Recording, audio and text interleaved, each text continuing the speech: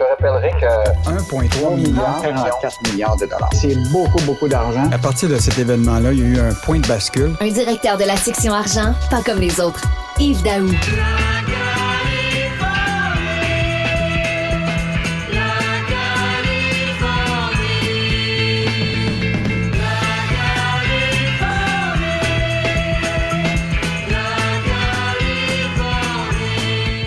Alors, une chanson du plus californien des chanteurs français, Julien Clerc, le PDG de Garda, qui a beaucoup d'argent quand même dans ses poches, faut le dire, qui a déboursé 56 millions de dollars pour acheter un vignoble californien, Yves. Richard, je sais pas si en lisant l'article, toi, tu as un petit malaise. En tout cas, moi, l'article de Sylvain Larocque, qui est un excellent journaliste, là, a fait le tour d'une acquisition qui a été faite par Stéphane Crétier. Là. Stéphane Crétier, là, c'est le grand patron de Garda. Garda, là, c'est une entreprise qui a été fondée en 1995. C'est une grosse compagnie de sécurité. Écoute, et l'entrepreneur lui-même, là, qui a fondé ça, c'est un résident de Dubaï depuis des années. Oui. Et récemment, le gouvernement du Québec a investi ou prêté, tu sais, toujours c'est difficile, les prêts pardonnables, les investissements dans la capital action, mais 300 millions à Garda pour lui permettre justement de faire une acquisition d'une compagnie qui s'appelle Arca et qui est devenue une filiale et dont la majorité de ses employés-là sont à l'extérieur du Québec.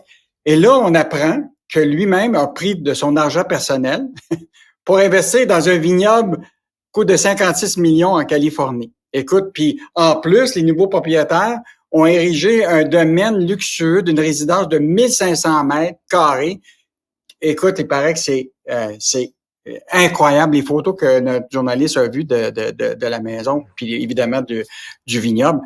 Écoute, les riches ne peuvent faire ce qu'ils veulent avec leur argent, Richard. Mais là, la question, c'est pourquoi lui a pas pris la question que je pose, c'est pourquoi lui a pas pris ces 56 millions-là qu'il a mis dans un vignoble? Pourquoi il l'a pas investi à l'époque dans sa compagnie? Plutôt que de demander aux Québécois, tu comprends?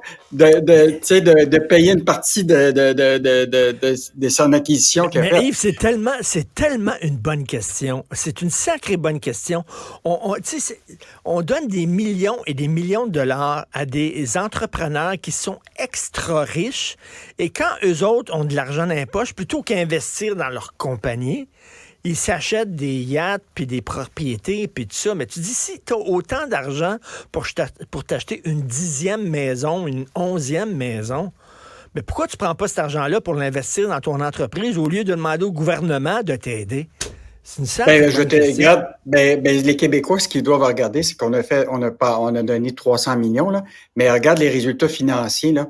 Écoute, la compagnie est dans le rouge. C'est pendant les 6 premiers mois de l'exercice en cours, là, Garda a enregistré une perte de 67 millions. Puis au cours du dernier exercice qui a pris fin le 31 janvier, l'entreprise avait subi une perte de 461 millions.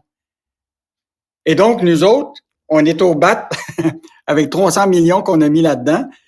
Écoute, les questions, il y a des questions qui doivent être soulevées. Et je veux juste te rappeler là, que ce 300 millions-là là, faisait partie d'une grosse chicane. Je sais pas si tu te rappelles, entre la Garda et la Caisse de dépôt.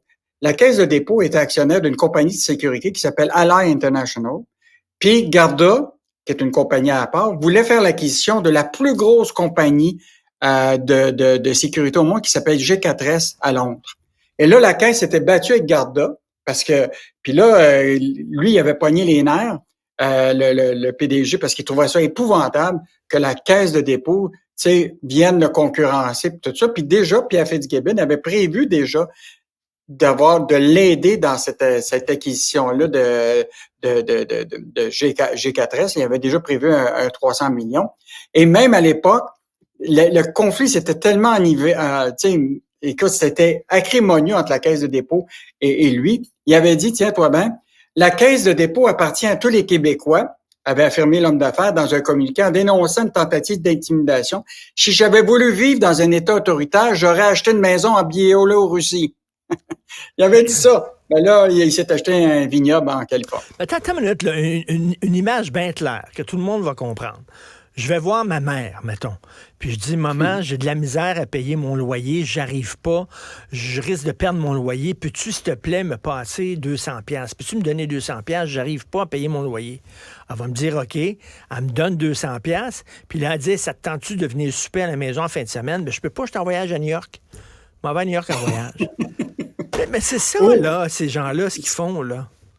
Mais tu sais, on parlera pas de ça, Richard, ce matin, s'il n'y avait pas un élément d'argent public puis de fonds publics à quelque part. Parce que les riches peuvent faire ce qu'ils veulent avec leur argent. Tout à fait. Mais là, quand tu as 300 millions que le gouvernement du Québec puis le ministre de Pierre Fitzgibbon a donné, ben moi, je pense qu'on a le droit de poser ces questions-là puis de soulever cet enjeu-là. On le sait, là, il y a un paquet d'entreprises, là, qui iraient voir un banquier avec leur plan d'affaires, regarde Nordvolt, puis d'autres, etc.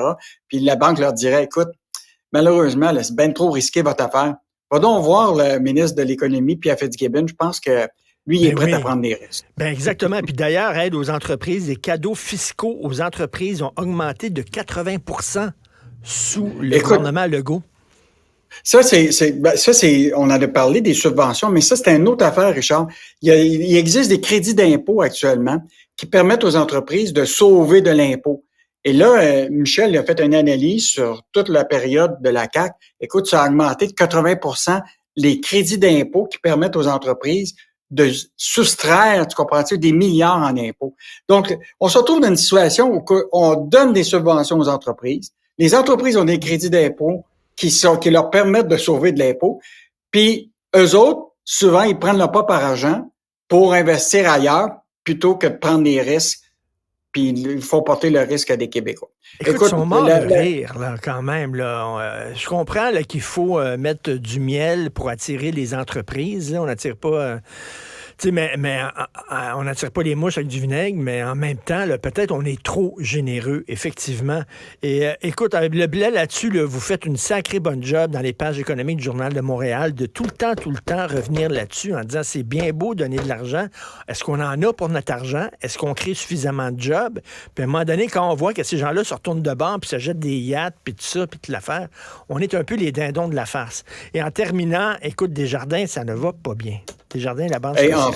Écoute, tu sais, d'habitude, Desjardins, normalement, tu sais, ils sont vite sur les communiqués de presse, puis quand ils font des bonnes choses, tout ça, mais là, il n'y a pas un mot sur ça. C'est nous autres qui avons découvert tout ça, là. Donc, 400 salariés de Desjardins viennent de perdre leur job. Ils ont été annoncés la semaine dernière, là. Puis ça s'ajoute aux 176 qui avaient déjà perdu leur emploi au cours d'une compression au mois de juillet. Écoute, c'est sûr là que tu sais que Richard, Desjardins, là, c'est le plus grand employeur au Québec. Écoute, il y a 53 000 personnes qui travaillent pour Desjardins au Québec. C'est le plus grand employeur. Il n'y a pas un employeur qui a autant de monde qui travaille pour une même entreprise. Donc, c'est sûr 400 emplois sur 53 000, tu dis, bon, ben, tu sais, mais il y en demeure pas moins là, que tu sens là, qu'actuellement, il y a une espèce de ralentissement. C'est sûr que les banques, là, puis je dis que Desjardins est une banque parce qu'on dit que c'est une coopérative, mais la réalité, c'est qu'ils sont devenus une banque. Parce que hier, là, la Scotia a annoncé, là, écoute, qu'ils vont licencier 2500 emplois, là, soit 3% de leur effectif à l'échelle mondiale. Là. Fait que c'est clair là, qu'il va y avoir il y a un ralentissement qui se passe à quelque part, Richard. Puis les gens vont commencer probablement à dire, ben là, tu sais, c'est moi qui va être le prochain. Là. Donc, moi, je te dis, les licenciements, là, qu'on n'avait pas vu depuis quelques années, là. Est-ce qu'on sait où on coupe? Est-ce qu'on coupe au service au guichet? Quoi? On ne sait pas trop. Non, pour le moment, ce qu'ils disent, c'est que ça touche les professionnels, tout ce qui est clérical, là. Tu sais, donc, autant ici à Montréal, à Lévis, à Québec, puis au stade olympique, ils ont des bureaux là aussi. Là. Donc, évidemment, ça fait partie de l'effort de s'assurer qu'ils vont se retrouver avec plus d'excédents, là, parce que Desjardins, jusqu'à tout récemment, là, s'était retrouvé avec des profits avant ristourne qui atteignaient presque 895 millions pour les 6 premiers mois de cette année, au 30 juin. Mais il y en a même pas moins qu'ils sont en train de peut-être regarder... Et écoute, en terminant, Yves, donc les Québécois qui vont aller en voyage en Californie, qui vont pouvoir aller voir le vignoble du boss de Garda, vont pouvoir faire un peu comme la soupe habitant en disant, il y a un peu de nous autres là-dedans, dans ce vignoble-là. Ben moi non, Richard, j'ai une meilleure solution. Son vin, là, qui paraît qu'il est super bon, je mettrais une étiquette « Produit du Québec ». Oui, exactement. Merci Yves, à demain. Bonne Salut. journée. Bye.